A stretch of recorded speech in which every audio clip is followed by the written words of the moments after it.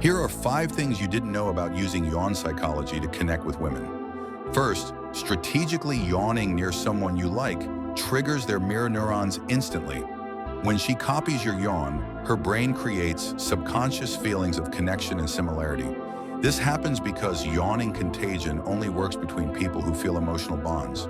Second, try the delayed yawn test during conversation. Yawn casually, then watch if she mirrors you within 30 seconds. If she does, her attention is completely focused on you. Third, synchronized yawning creates instant intimacy during deep conversations. Fourth, the suppressed yawn technique is incredibly powerful.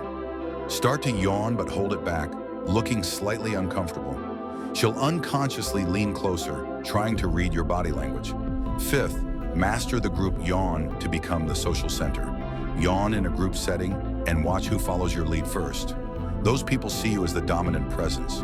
Reading her yawn patterns reveals exactly how interested she is in you.